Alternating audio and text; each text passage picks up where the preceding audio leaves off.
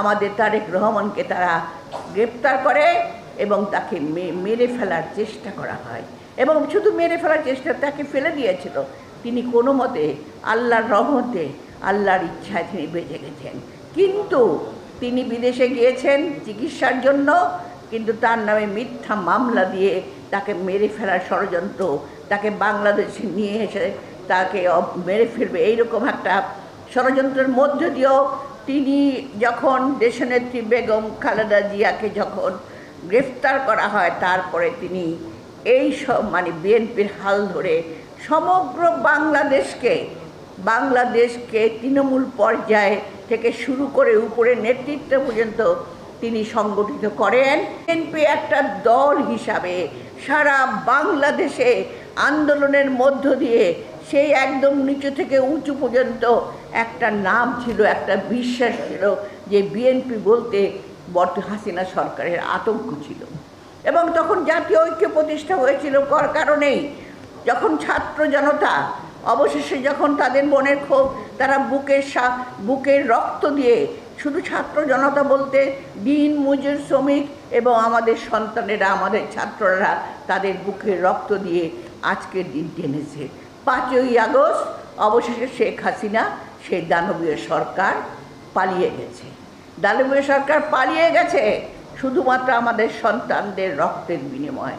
তাই আমি আজকে এই দীর্ঘ আন্দোলনের মধ্য দিয়ে ছাত্র জনতার আন্দোলনে যারা শহীদ হয়েছেন তাদের আত্মার প্রতি মাগফিরাত কামনা করি।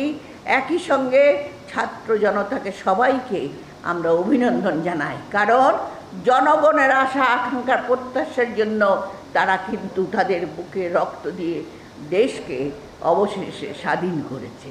এবং একটা ইন্টারিম গভর্নমেন্ট হয়েছে, যে গভর্নমেন্টের মাধ্যমে আজকে আমরা আশা করছি যে আমরা আমাদের যে দীর্ঘদিনের আশা আকাঙ্ক্ষা, কারণ আপনার কথা বলার কোনো অধিকার ছিল না, আপনার ভোটের অধিকার ছিল না, আপনার মাথা গোঁজার ঠাঁই ছিল না, দ্রব্যমূল্য তারা বিরাট প্রকল্প করে মানি লন্ডারিং করে বিদেশে কোটি কোটি টাকা পাচার করেছে। আপনারা দেখেছেন প্রতিদিন খবরের কাগজে এক একজন মন্ত্রীর নামে, শেখ হাসিনার নামে বিভিন্ন জায়গায় কত কোটি টাকা পাচার করে তারা বিদেশে পাচার করেছে তার হিসাব।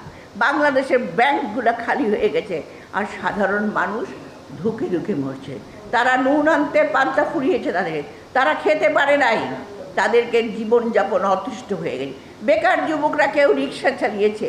এবং আমাদের বিএনপির যে ছাত্রদল যুবদল যারা ছিল, যারা বিভিন্ন নেতাকর্মী ছিল, তারা কিন্তু এখানে এসে জব ঢাকায় কেউ রিক্সা চালিয়েছে, কেউ রেস্টুরেন্টে কাজ করেছে তাদের জীবনযাপনের জন্য এবং সরকারের ভয়ে।